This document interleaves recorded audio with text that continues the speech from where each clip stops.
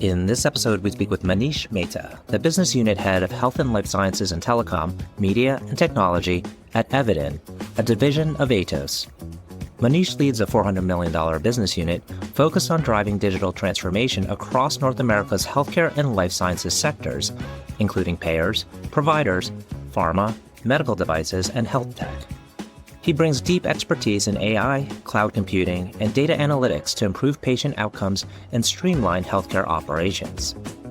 Manish was recognized by the Consulting Report as one of the top 25 healthcare consultants and leaders of 2024. Atos is a global leader in managed services, cybersecurity, cloud, and high-performance computing, providing secure and decarbonized digital solutions across 69 countries. I am your host, RJ Lumba. We hope you enjoyed the show. If you like the episode, click to follow.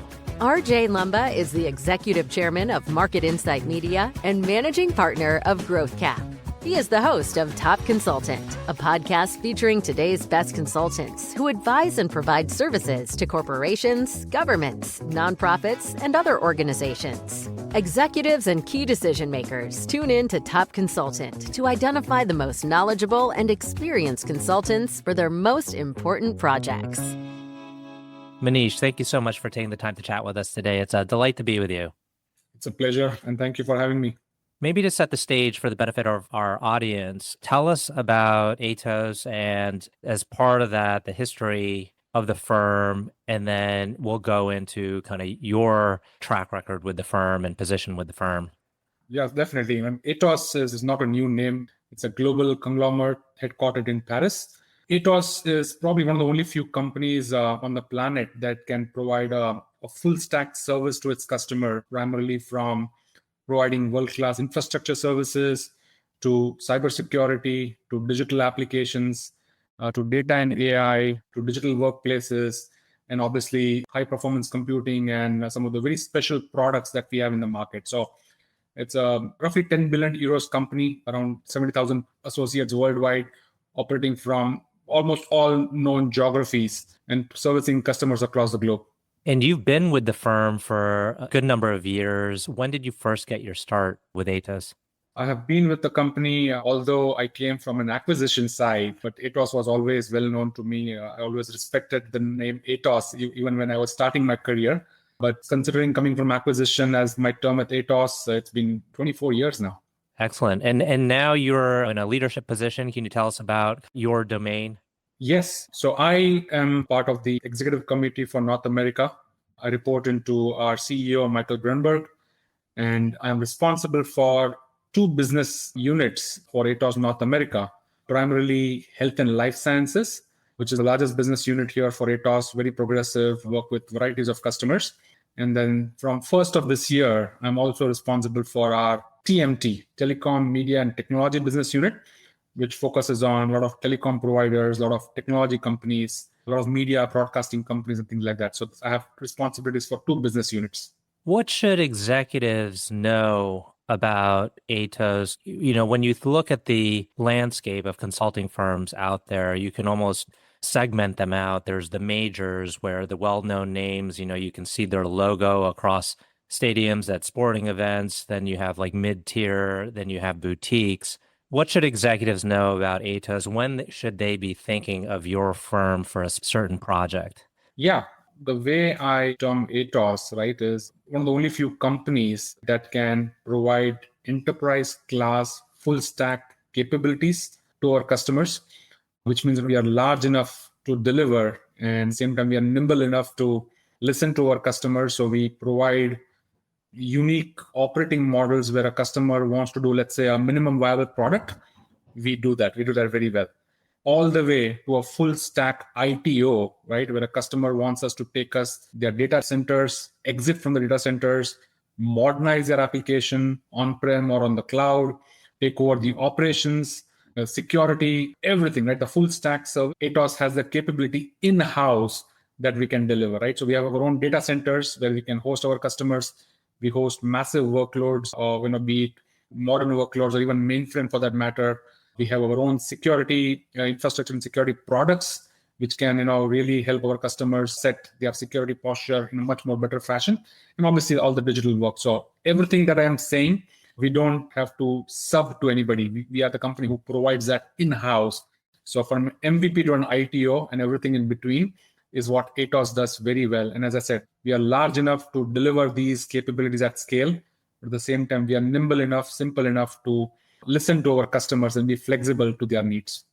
A key area of technology today that's causing maybe some anxiety among CEOs is, are they able to deploy AI or leverage AI in a way that keeps them competitive in the marketplace?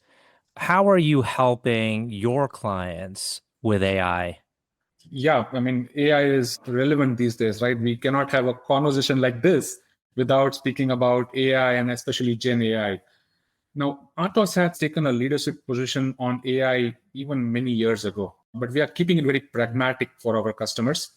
What we have done is we have just started a business line called Data and AI, right? So it makes our customers approaching us a lot more easier. All the resources in that business line are experts, they are certified, they work with various AI models, be it an RPA or a Gen AI or NLP and stuff like that.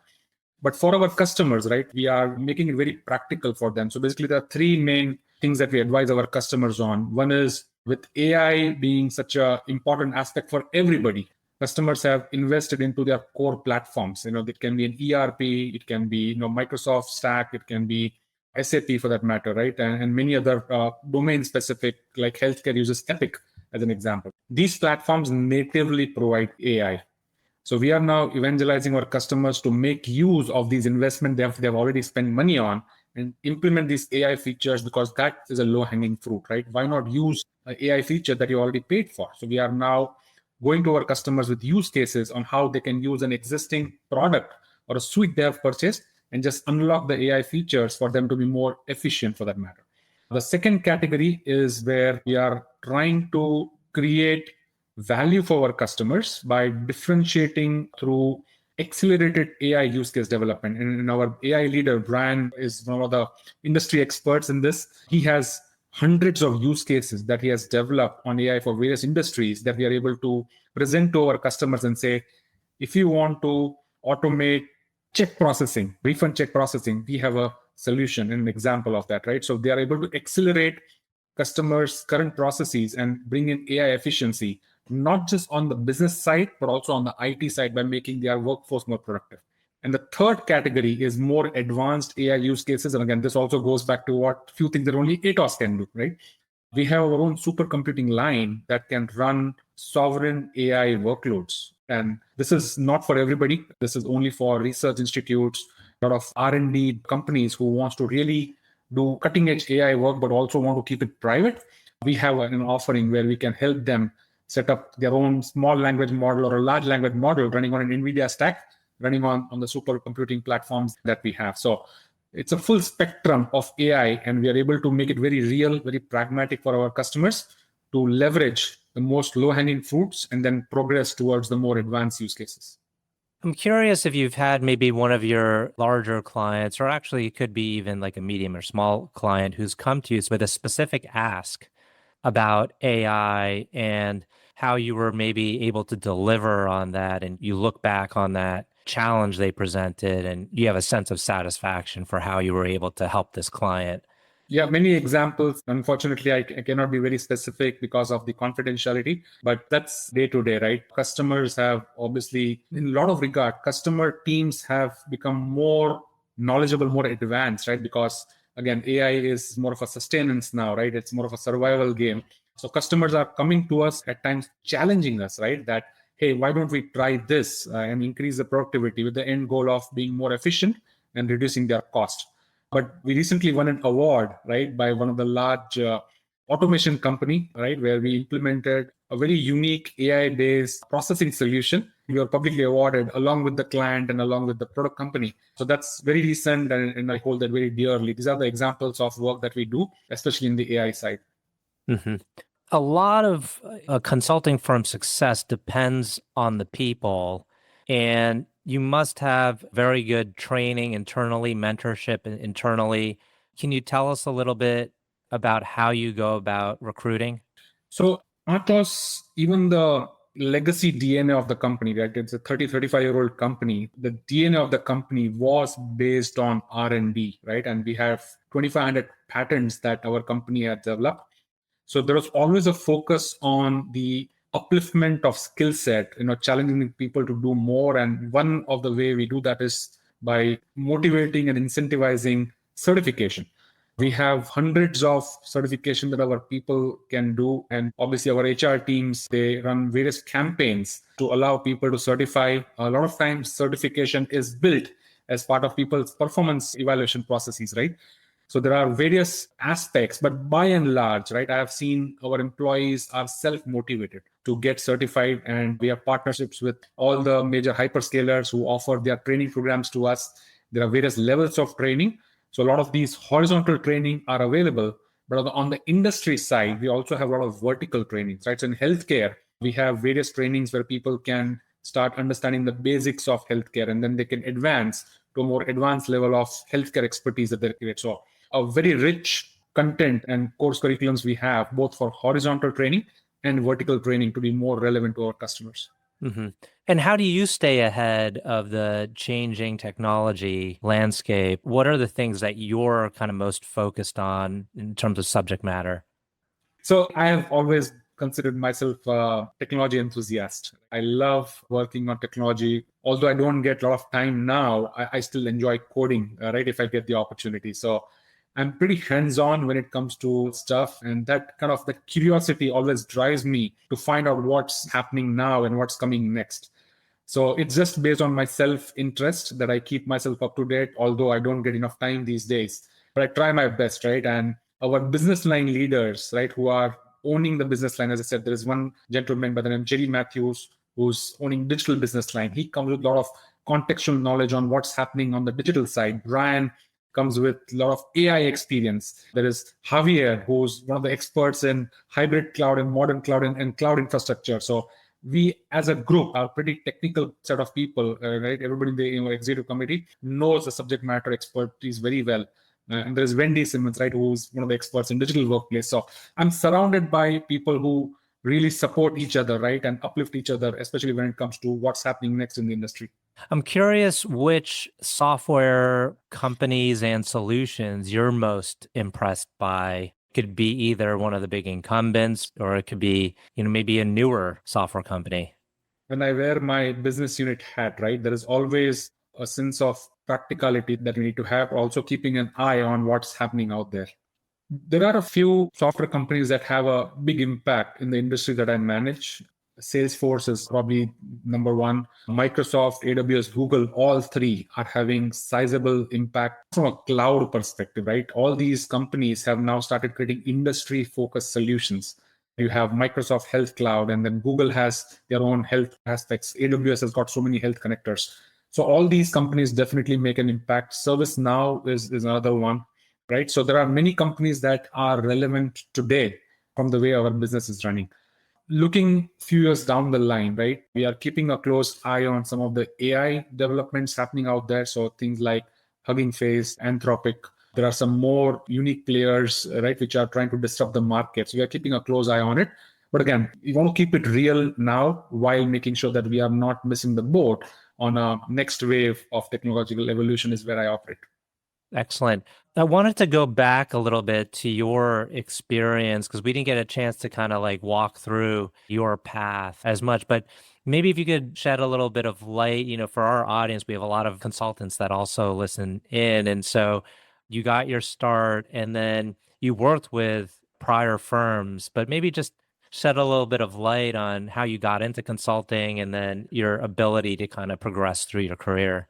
Yeah, it's an interesting story to that. So I'm not an engineer by education. I come from India, and a very clear path to computers IT is through an engineering stream, right, or education stream. I'm a commercial guy. I studied commerce for many years, and my liking for computers happened because I happened to get a old computer as a gift from my father's friend. And that kind of started my journey of, understanding what a computer is to programming on my own. And once you love something, really become good at it, right? So I was able to find a job fairly quickly. And then since I had a lot of interest, I did a lot of R&D work very early on in my career. Microsoft took note of that and they awarded me Most Valuable Professional MVP for 3 years. It's a very hand-picked award that is given to around 150 individuals a year. And then I think that kind of really jumpstart my career into what I am today. I love consulting. I love the work that we do at Atos here because it allows me and my colleagues, right, to experience various customer nuances and find common patterns, right? While each customer and each industry has their own unique set of challenges, there are still very common things that everybody's trying to solve, and how we can create some solutions that we can take to these customers as a consultant and advise them, right, how we can help them. So I love what we do, and I love what Atos does in addressing these situations. But that's been my journey. It's very rewarding. I've been blessed to have many mentors coach me at various points of time and a lot of colleagues who support me in my journey. Manish, I have two final questions. One is, can you tell us about a person who has had a profound influence on you? There are many, right, and who have helped me where I am. The one particular individual I can state is Mr. Murli Reddy. He has been my mentor, my guide for many years. I've been working with him for many years now. I don't work with him now, but he has been instrumental in shaping my career in many regards. His advice, his forward-looking vision, right? I always say, if he has a gut feel, it's mostly right? Mm-hmm. So that's the kind of personality that he is, and I thank him for supporting me in all of this. Last question. Can you tell us about a charity, cause, or other endeavor that you're passionate about? Yeah, I try to spend time whenever I can, but one thing that I actively did, I'm not able to do it now, but I want to restart it. There's an online program called Catch a Fire, where you can contribute your time towards social causes. So I work with a few nonprofits to establish their board schedules. I work with a couple of nonprofits in leadership coaching. And then some nonprofits wanted some help in IT, some questions in IT, like how do you do this and that. So I try to spend my time in an area where I can really help them. I've held around 6 or 7 nonprofits through that platform. Wonderful. Well, Manish, I want to thank you again for taking the time to chat with us today. It's been a great conversation. Likewise, thank you so much.